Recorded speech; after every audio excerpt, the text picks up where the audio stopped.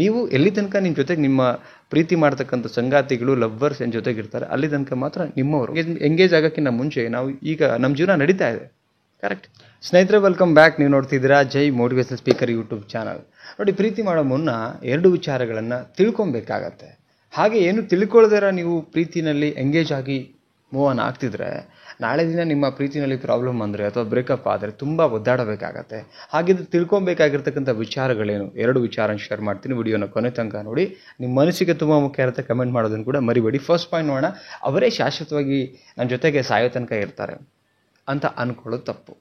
ಹಂಗೆ ಅನ್ಕೊಂಬೇಡಿ. ಅವರು ಶಾಶ್ವತವಾಗಿ ಇರ್ತಾರೆ ನನ್ನ ಜೊತೆಗೆ, ನನ್ನ ಉಸಿರಿರೋ ತನಕ ನನ್ನ ಜೊತೆಗೆ ಇರ್ತಾರಪ್ಪ ಅಂತ ಅಂದ್ಕೊಂಡು ಎಂಗೇಜ್ ಆಗಬೇಡಿ.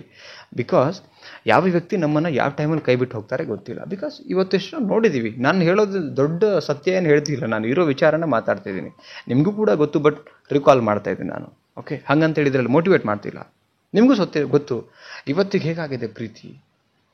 ಒಂದು ವ್ಯಾಲಿಡಿಟಿ ಹೆಂಗೆ ಒಂದು ಪ್ರಾಡಕ್ಟಿಗೆ ಇರುತ್ತೆ, ಅದೇ ಥರದಲ್ಲಿ ಇವತ್ತು ಜನ ಮನಸ್ಸಲ್ಲಿ ಒಂದು ಡೇಟ್ ಫಿಕ್ಸ್ ಮಾಡ್ಕೊಂಡು 2-3 ವರ್ಷ ಇವರೊಟ್ಟಿಗೆ ಟೈಮ್ ಪಾಸ್ ಮಾಡೋಣ ಅಂದ್ಕೊಂಡು ಅವ್ರ ಮನಸ್ಸಲ್ಲಿ ಅಂದ್ಕೊಂಡು ಇವತ್ತು ಎಂಗೇಜ್ ಆಗ್ತಿದ್ದಾರೆ.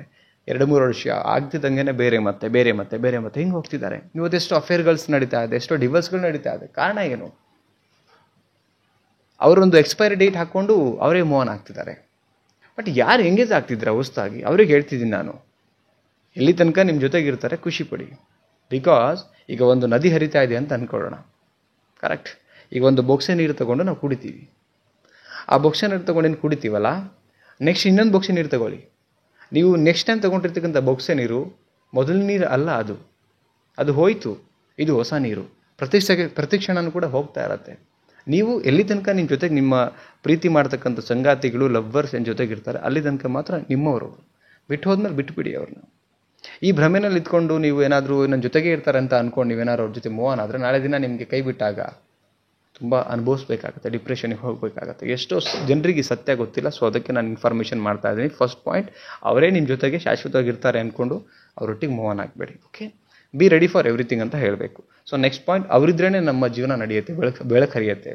ಒಂದು ಅಜ್ಜಿಯ ಜಮ್ಮ ಅಂತ ಒಂದು ಪಾಠ ನಾವು 3ನೇ ಕ್ಲಾಸು 2ನೇ ಕ್ಲಾಸಲ್ಲೆಲ್ಲ ನೋಡಿದ್ದೀವಿ, ಕೇಳಿದ್ದೀವಿ.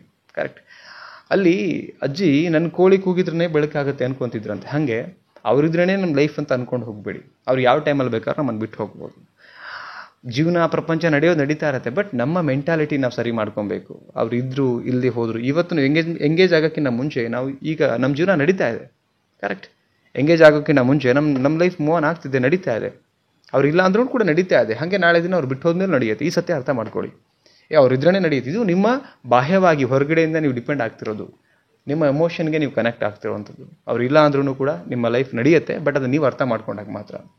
ರೈಟ್, ಈ 2 ವಿಚಾರನ ಅರ್ಥ ಮಾಡ್ಕೊಳ್ಳಿ. ಎಷ್ಟೋ ಜನ ಏನಂತ ಹೇಳಿದ್ರೆ ಹುಚ್ಚು ಭ್ರಮೆನಲ್ಲಿ ಇರ್ತಾರೆ. ಏನು ಶಾಶ್ವತವಾಗಿ ಇದ್ದು ಬಿಡ್ತಾರೆ, ಮಾತು ಕೊಟ್ಟಿದ್ದಾರೆ, ಪ್ರಾಮಿಸ್ ಮಾಡಿದ್ದಾರೆ, ನಮ್ಮ ಸಾಯೋ ತನಕ ಇರ್ತಾರೆ. ನೋ, ಹಂಗೆ ಆ ಒಂದು ಥಾಟ್ ಪ್ರೊಸೆಸ್ ಸರಿ, ಆ ಒಂದು ಮೆಂಟಾಲಿಟಿ, ಆ ಒಂದು ಬಿಲೀವ್ ತೊಗೊಂಡು ಹೊರಟ್ರೆ ನಾಳೆ ದಿನ ಕೈ ಬಿಟ್ಟು ಹೋದಾಗ ತುಂಬ ಡಿಪ್ರೆಷನಿಗೆ ಹೋಗಬೇಕಾಗತ್ತೆ. ನೆನ್ಪಿಟ್ಕೊಳ್ಳಿ. ಆ್ಯಂಡ್ ಅವ್ರು ಇಲ್ಲ ಅಂದ್ರೂ ಕೂಡ ಲೈಫ್ ನಡೆಯುತ್ತೆ. ಇದು ಸತ್ಯ ನೆನ್ಪಿಟ್ಕೊಳ್ಳಿ. ಯಾವಾಗ ಬೇಕಾದ್ರೆ ಕೈ ಕೊಡ್ಬೋದು, ಯಾವಾಗ ಬೇಕಾದ್ರೆ ಅವ್ರು ನಮ್ಮನ್ನು ಬಿಟ್ಟು ಹೋಗ್ಬೋದು. ಈ 2 ಸತ್ಯ ಅರ್ಥ ಮಾಡ್ಕೊಂಡಾಗ ನಾಳೆ ದಿನ ಬಿಟ್ಟು ಹೋದ್ರು ಕೂಡ ಈಸಿಲಿ ಮತ್ತೆ ನಿಮ್ಮ ಲೈಫ್ನ ಮೂವ್ ಆನ್ ಮಾಡ್ಬೋದು. ಏನಂತ ಸ್ನೇಹಿತರೆ, ನಿಮಗೇನು ಅನಿಸು ಕಮೆಂಟ್ ಮಾಡಿ ತಿಳಿಸಿ. ಮತ್ತೊಂದು ಟಾಪಿಕಲ್ಲಿ ಸಿಗ್ತೀನಿ. ದಯವಿಟ್ಟು ಸಬ್ಸ್ಕ್ರೈಬ್ ಮಾಡದೆ ನೋಡ್ತಾ ಇದ್ದರೆ ಸಬ್ಸ್ಕ್ರೈಬ್ ಮಾಡ್ಕೊಂಡು ನೋಡಿ, ಸಪೋರ್ಟ್ ಮಾಡಿ, ಲೈಕ್ ಮಾಡಿ. Okay, thank you so much guys. ಮತ್ತೊಂದು ಟಾಪಿಕಲ್ಲಿ ಸಿಗ್ತೀನಿ. ನಮಸ್ತೆ.